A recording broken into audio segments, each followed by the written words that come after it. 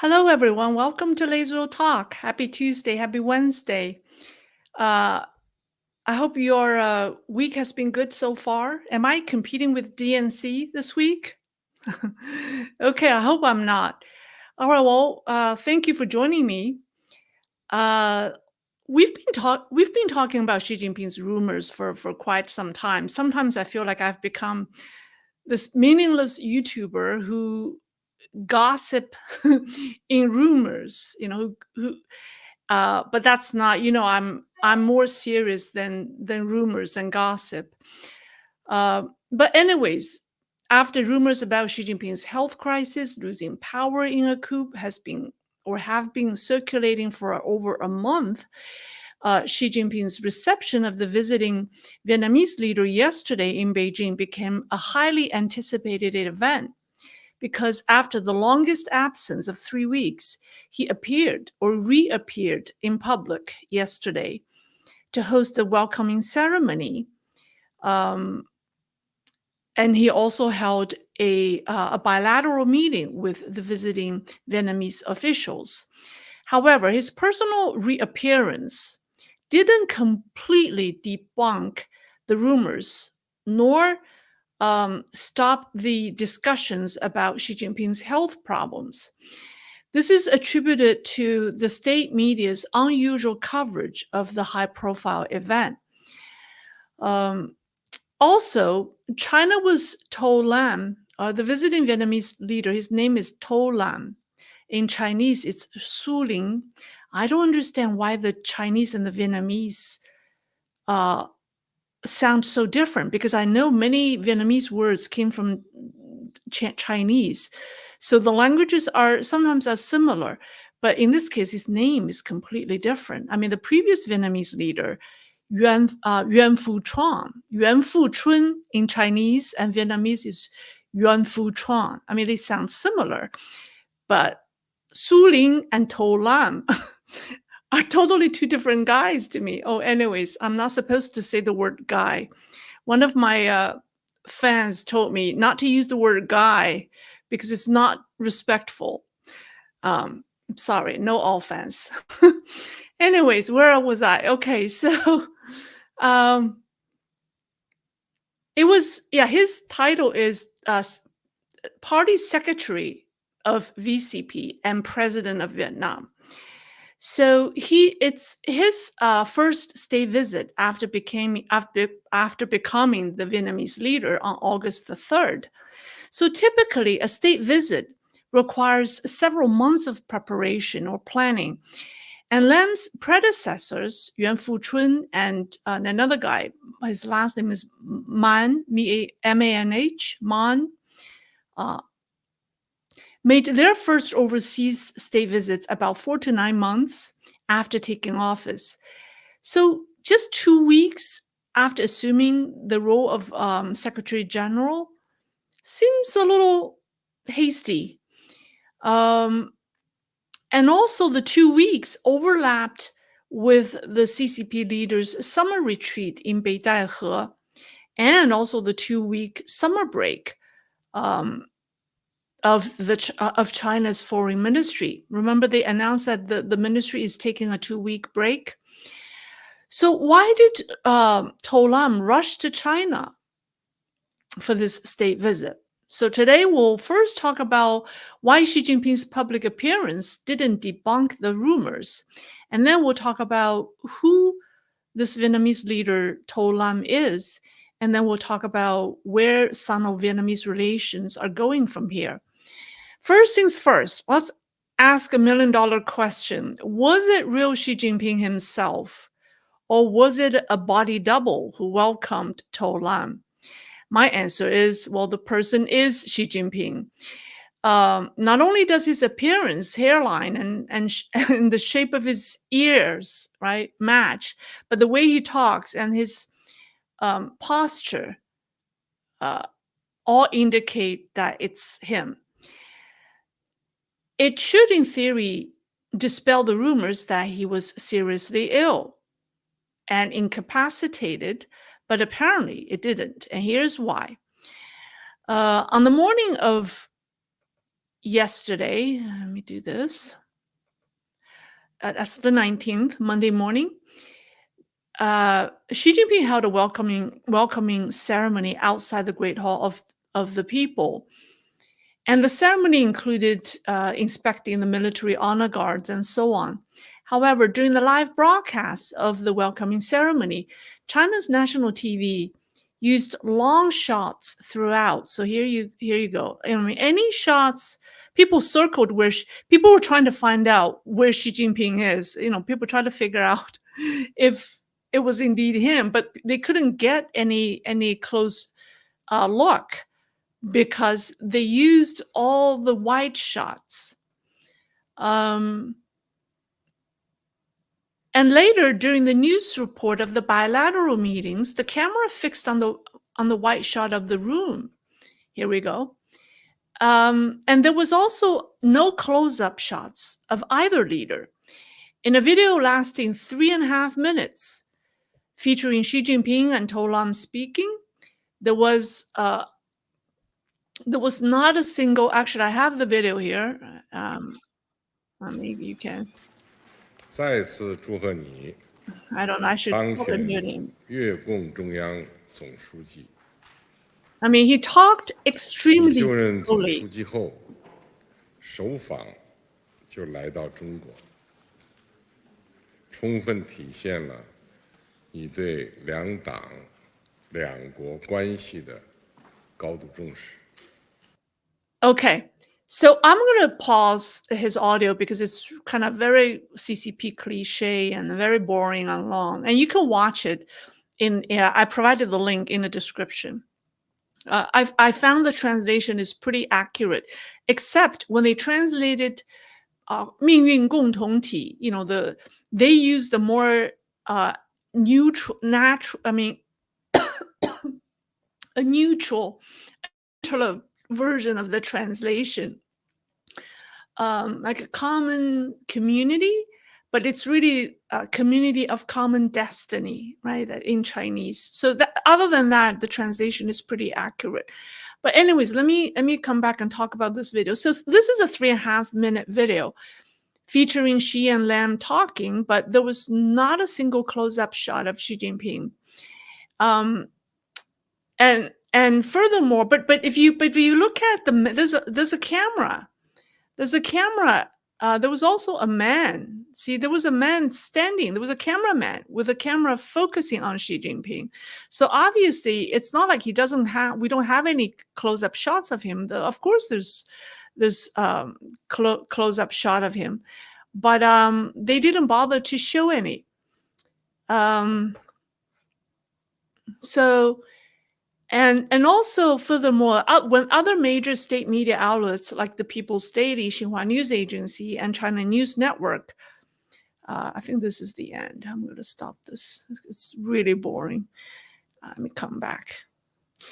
Anyways, you can watch that on your own. It's just it's distracting to me. It's distracting to me.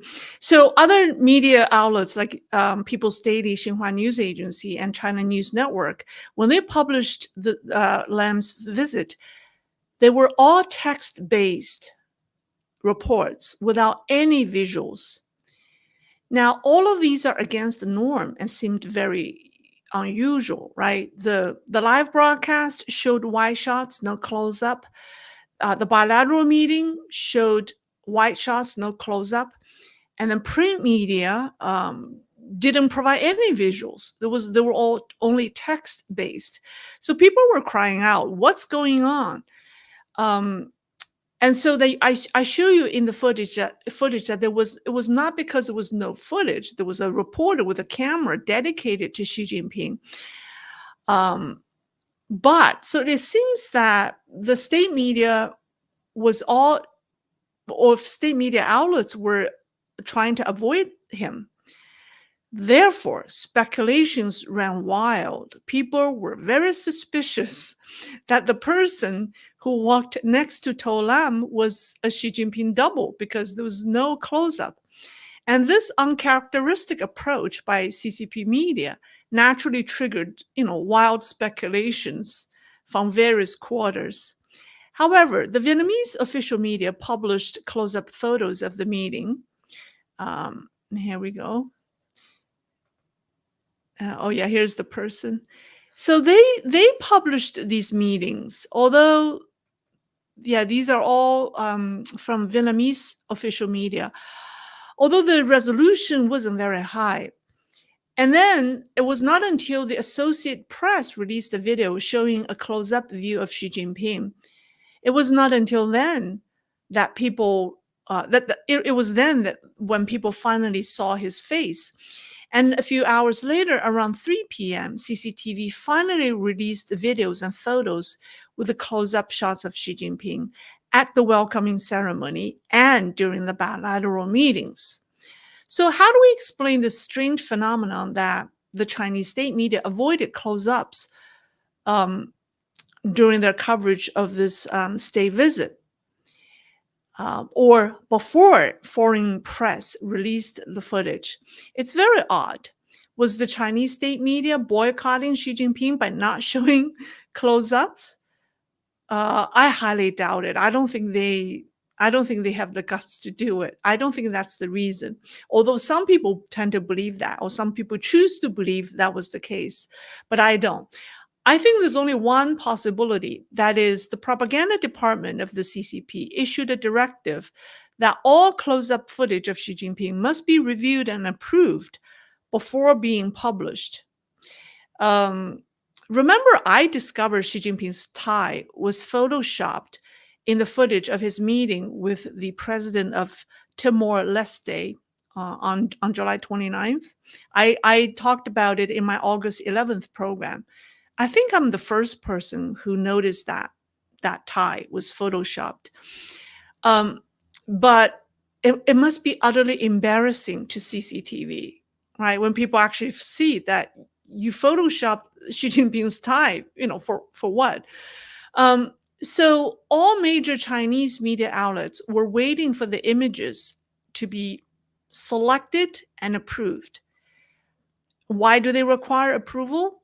Well, maybe Xi Jinping does have some health issues, but they're not serious ones. However, the propaganda department is still worried that something might go wrong. And they took the extra precaution to prevent the slightest abnormalities to be observed by people like me or other journalists. So, and I compare the photos released by the Vietnamese press and the Chinese press. Here we go. The one on the left is the Vietnamese press. They released the photo almost immediately after the event took place, whereas the Chinese, the photo came out, after a few hours. But if you look closely, if you compare the two photos, you can actually see the difference. The one on the right, the Chinese photo, has been touched up. First of all, the facial features of the two leaders are more defined and crisper, right? If you look at and then Xi Jinping's hair looks darker in the Chinese photo. The carpet under their feet and the Vietnamese first lady's dress have been toned down. They're not as vibrant as the one from the Vietnamese press. And also, the color of To Lam's tie didn't change, but the color of Xi Jinping's tie is darker in the Chinese picture. I mean, this is just me spending a few minutes trying to study the photos. Those of you who are graphic artists who have touched up people's photos probably can see more than these. But these are just some quick observations. I mean, Xi Jinping definitely look healthier, or his features are more well defined than the picture on the left. So they, I think they touched up on the photo on the right. So that's why. So in the past, state media had the confidence to do live broadcasts of Xi Jinping's events, with all sorts of close-up shots. Now they needed time to do touch-ups. This is definitely something new. There's certainly something wrong with him that that made the state media outlets very timid in releasing any footage or any pictures of him. And because of this, the rumors about his health hasn't totally died down. And I think we cannot discredit the concerns of his health entirely, precisely because of these strange media behavior in China. Now, let's talk about the Sino-Vietnamese relations and To Lam's visit. I said earlier that China was To Lam's first state visit after becoming the Vietnamese leader. Unlike his predecessors, who made their first foreign visit a few months after that, Lam came to China 2 weeks after becoming the VCP leader. So why did he rush to come to China? Well, let me just come back, get rid of those pictures. I don't think I need those pictures. All right, here we go. Well, Vietnam is very similar to China in the early days of the economic reforms. The country's status and profile in geopolitics have been rising thanks to intensified Sino-US competition, and Vietnam has benefited from this competition. To Lam's predecessor, the recently deceased Yuan Fu-chuan, was a political strongman. Typically, after a political strongman dies, there is a power vacuum. This is because strongmen don't tolerate other strongmen in their inner circles. So the strongman is usually surrounded by a group of loyalists who are not very strong, who are weak. I mean, Xi Jinping has this problem, and so did the former VCP leader. The late Vietnamese leader formally appointed a number of successors who are either dead or removed from power, leaving him with no one to rely on. And with all the potential successors gone, To Lam is the only one left.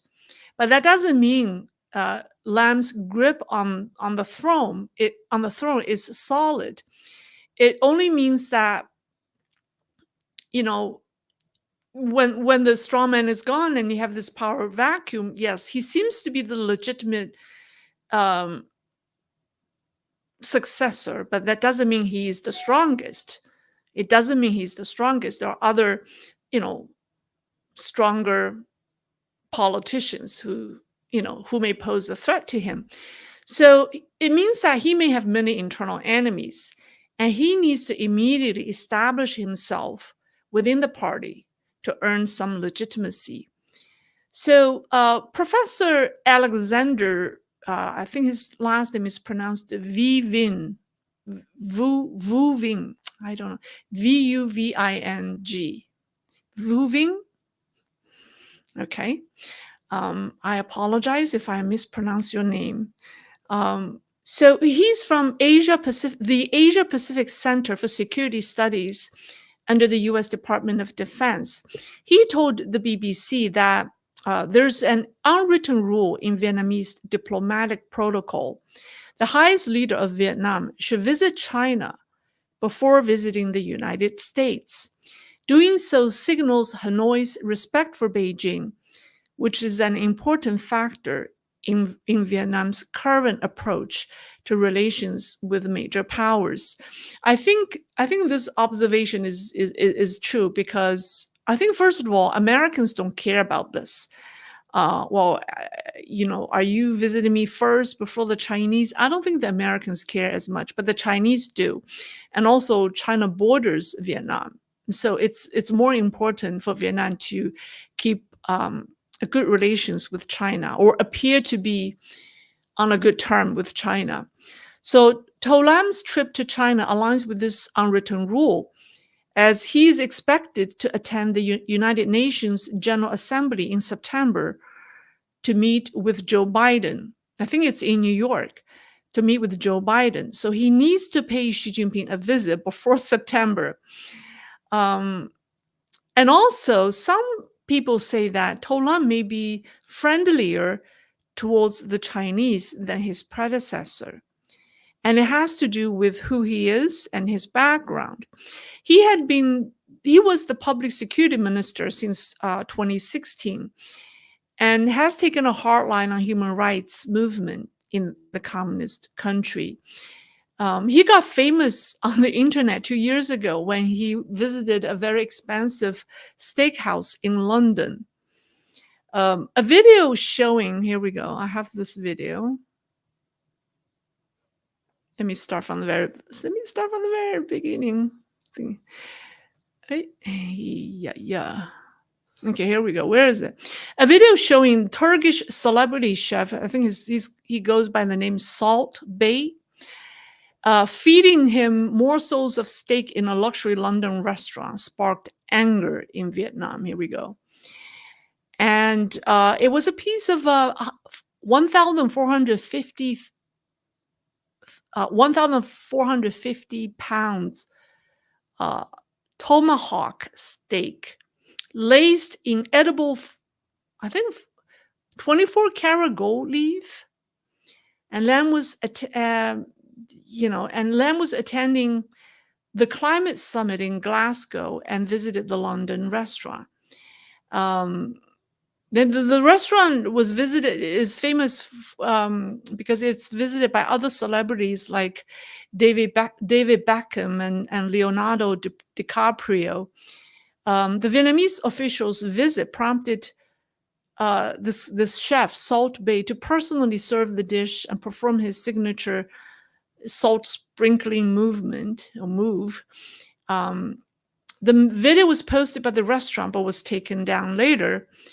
Some people say Lam was caught wearing an expensive watch in the video, but I didn't see it. I don't know if maybe there are other parts of the video that was cut out. But the Vietnamese people accidentally found this video and they were very upset because the average salary in Vietnam, the monthly salary in Vietnam in 2020 was $200 a month. And there you go, your minister of public security is eating a 1,500 pound, that's what, $2,000 piece of a steak laced with 24 karat gold lace. I mean, that's just outrageous. But To Lam is deeply enamored with his power.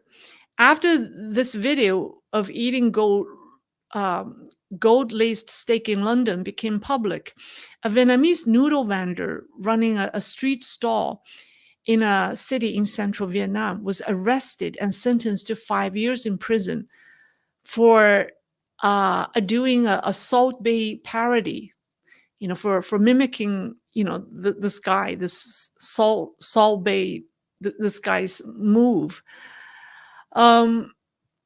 So Lam's agency deals with monitoring dissidents and handles the surveillance of activists in Vietnam. And also Vietnamese public security system is notoriously corrupt, just like the Chinese. And the Vietnamese military, like the PLA, is getting rich through commercial ventures. So it's very similar to China. So for example, Vietnam's state-owned telecom company is called Viettel. Is it Viettel? Am I pronouncing it right? Where is it? I have a slide. Here we go. Viettel is controlled by the military, and it's operated under the Ministry of Defense and provides telecom services, not just in Vietnam, but also in several other countries, mostly emerging markets. And take a look at the names that they were operating under. I mean, when I saw that, I found it quite striking. It's very similar to China. So that's the guy that we have that's now, running Vietnam. So what's his position on Sino-US relations, right? And this matters more. Let me come back. Well, on July 26, when To Lam met with Wang Huning, chairman of the CPPCC, one of China's 7 Politburo Standing Committee members, when Wang traveled to Vietnam to pay respect to attend the funeral of Yuan Fu Chuang, To Lam met with him, and this is what Lam said. He said, Vietnam places great importance on and prioritizes its relationship with China as part of its foreign policy. The next day, when Lam met with U.S. Secretary of State Anthony Blinken, who was also in Vietnam to offer his condolences, Lam said, Vietnam views the United States as its most important strategic partner and welcomes continued U.S. commitment to supporting a strong, independent, self-reliant, and prosperous Vietnam. So Vietnam chooses to develop relations with both China and the US. The lingering resentment from the Sino-Vietnamese War in the 1970s has not entirely dissipated. And historically, the country that has invaded Vietnam the most is China. But the Vietnamese don't want to reignite any conflicts at the moment. Xi Jinping, on the other hand, couldn't be happier to host To Lam 2 weeks after ascending to top leadership role. In a tug of war with the United States, China is competing with the US to get Vietnam on its side. Vietnam is the largest country in Southeast Asia that borders with China. Losing Vietnam to the US would be detrimental to China. And if you watch that video, where Xi Jinping gave a speech that I played a little bit, and he reminded, it was the end, or maybe in the second half of his speech, he reminded the Vietnamese leader that they shared the same ideology and they shared the same common destiny. So, like he was reminding his communist little brother that we're in this together. We have a strategic vision that's different from other people. So he was making that point very, loud and clear to his visiting guest. So during his meeting with Xi Jinping, Lam directly requested Beijing to provide favorable loans, technology transfers, human resources training, and investment support for Vietnam's key infrastructure projects. They're mostly transportation infrastructure. He also called for enhanced cooperation in green and digital economies. The two sides signed 14 memorandum of understanding on a series of cooperation. Although they're not substantive agreements, they make the new Vietnamese leader look good, returning home with a full load of accomplishments, or I shouldn't say commitments, from China. Well, China also feels compelled, or Xi Jinping felt compelled to promise financial support to Vietnam, although it remains uncertain how much of these commitments will actually be fulfilled, given China's tight finances. So after the meeting between the two leaders, they both issued statements. And if we compare the two statements, there are quite some differences.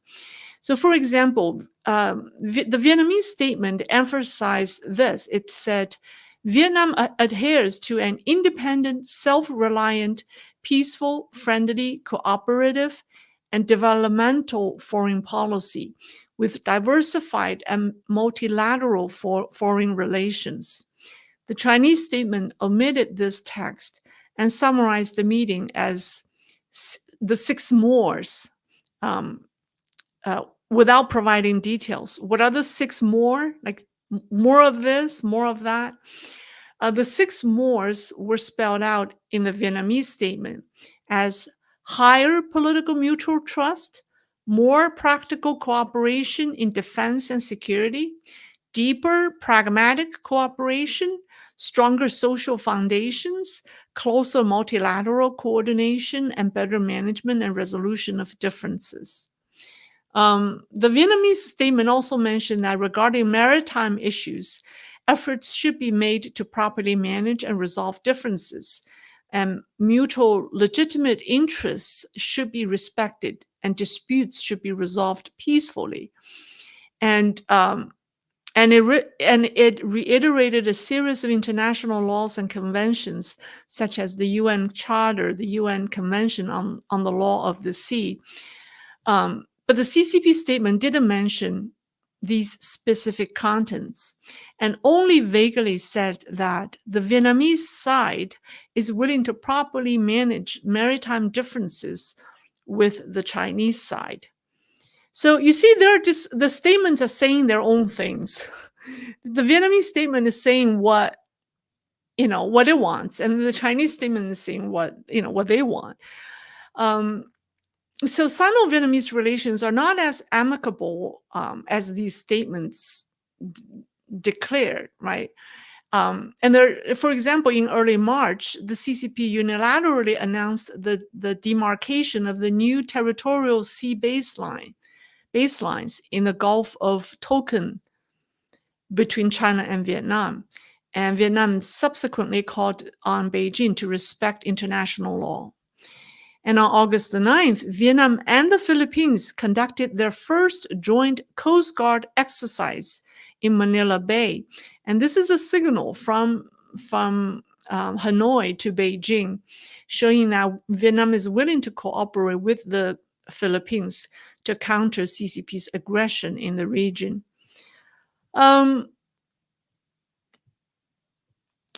I want to end my talk tonight by quoting another expert. This is Dr. Hui Tam Song.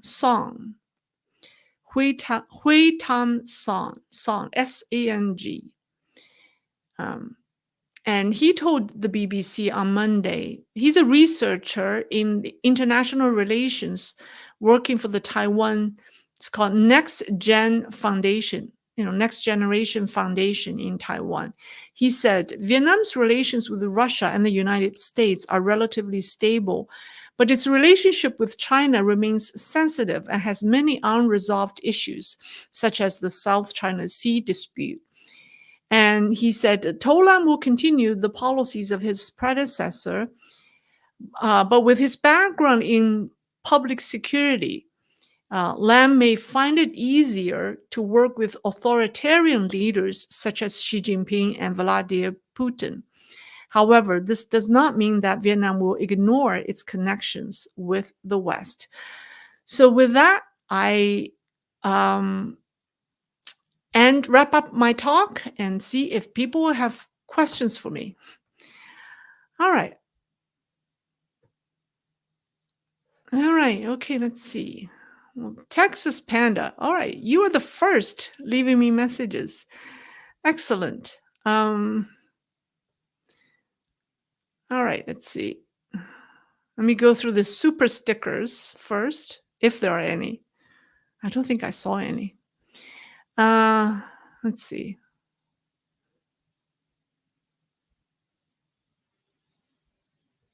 Okay, that seems okay. I'll just pick some random questions.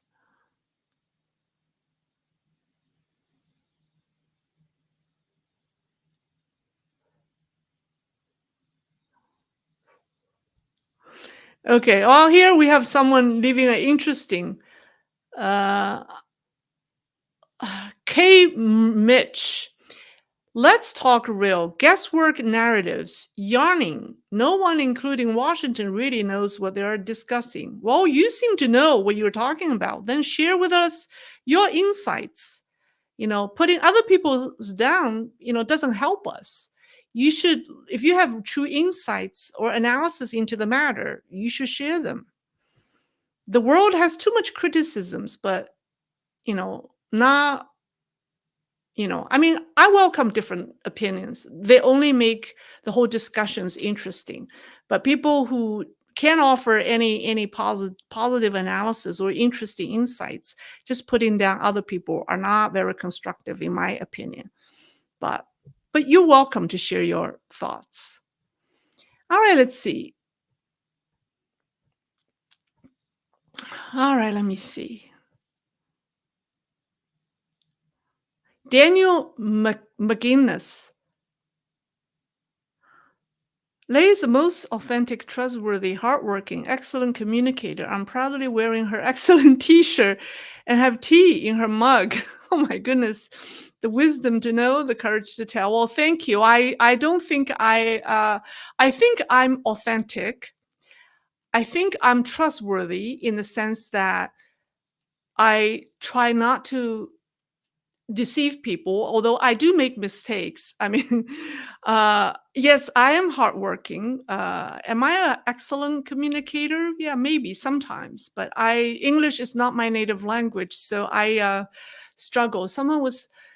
Uh, someone corrected me. I made I made a subscriber seriously confused.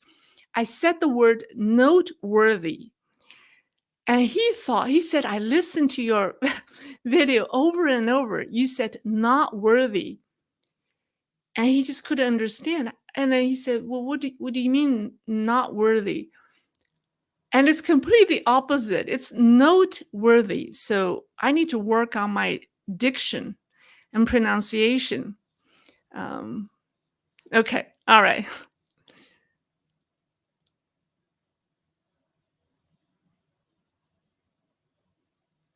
Okay. Let's see. I'm just picking random questions. Questions.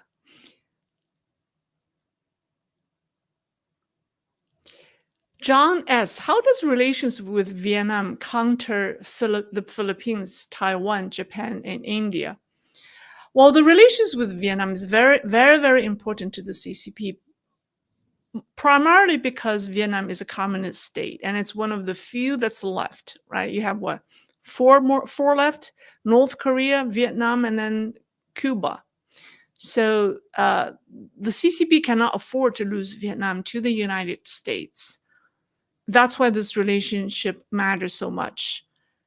And for the Vietnamese, it's not as important, but it's still. For them to hold on to the one party. It's an authoritarian regime, and for them to hold on to the one party rule, they have to adhere to their communist ideology and to some extent, appear to be amicable with their communist big brother. Because if they don't, then people will question, then what's the point of us being a communist state if we cannot get along with the biggest communist country in the world? So from that perspective, they're going to try to appear to be on a friendly term, to how to say, to legitimize their one party authoritarian rule to their people, even though they're very different. They don't like each other, and they have different agendas.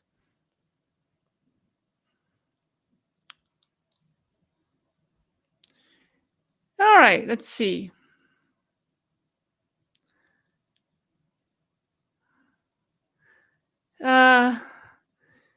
Okay. Norbert Klotz. CCP wants to write their own history and do not accept outside interpretations. Do Chinese people know about that, and are they just accepting? For the most part, the Chinese people do not know that the history they learned in China has been altered, and it's not the true history. Very sadly, not until we leave China and come to the United States and reread history books written by the Taiwanese or other Chinese scholars in other parts of the world. It was not until then do we know that the history we learned in China was wrong. So very sadly, they don't. So the Chinese people don't necessarily know their history. They don't necessarily know their own culture.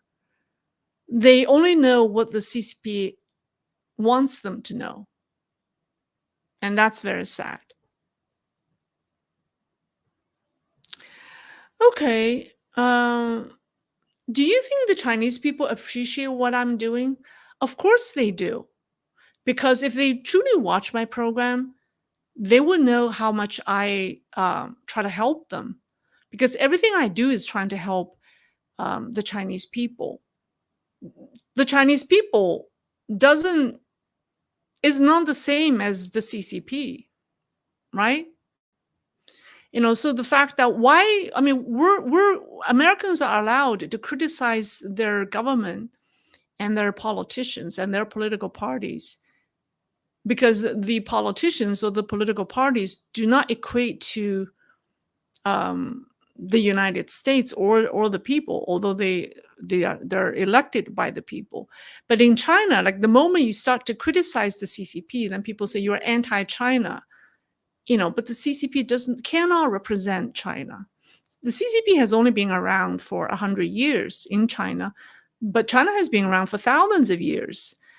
So I think the Chinese people will appreciate what I do for them because I speak up for them. Don't you think so?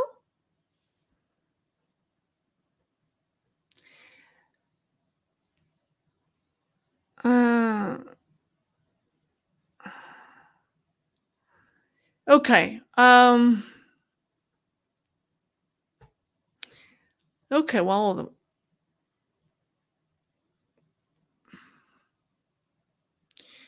I'm just picking some random questions. Norbert again. Why do Chinese people start to believe that they're told wrong things by the CCP? When do Chinese people start to believe that they're told wrong things by? I mean, intuitively, they don't trust the government. Like if you the Chinese have a saying that the only thing that's true on Chinese TV network is the date, even though the weather forecasts are fake because they don't really tell you if they're going to rain the next day or not for political reasons. If they're going to be heavy rains, maybe they don't tell you. So they say the only thing that's accurate is the date. So Chinese have this intuition that anything the government say is wrong. But on the other hand, they fear the government, so they force themselves to accept whatever the government tells them. Because if they choose not to follow the government, then they put themselves in this, dire situation or extreme danger that they cannot exist there. So that's the typical Chinese psychology. On one hand, they don't trust anything the government say. On the other hand, they cannot afford not to follow the Chinese government. It's very difficult. And I think that's why there's so much mental health issues in China. That's what I think.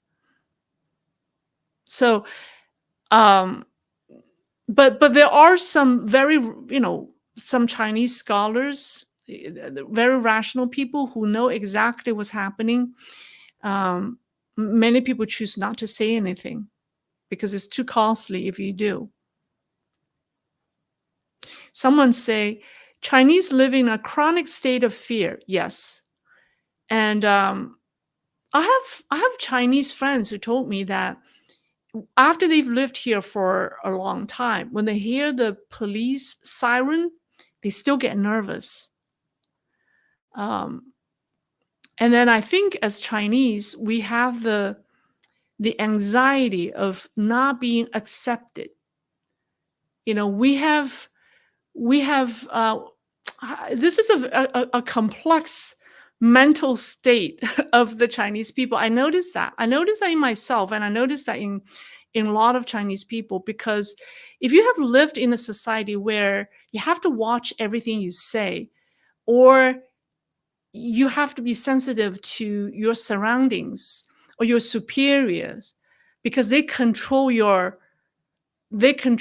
everything, right? If you upset your superior, your life could be screwed. So they're very sensitive to what other people say or not say about them.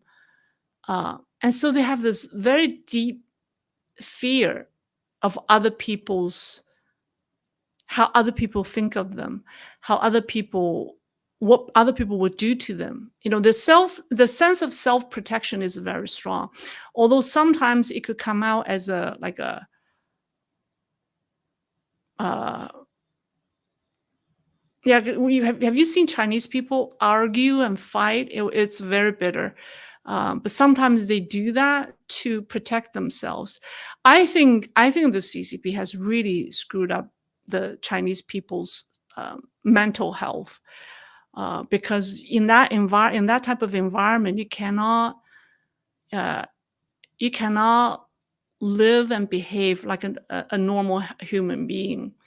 You cannot trust other people. Uh, so it's very sad. All right. Brandon G.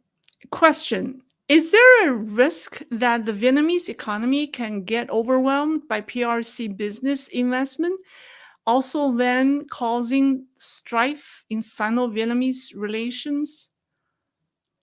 The Vietnamese economy isn't doing very well, to my surprise. You would think that with all the,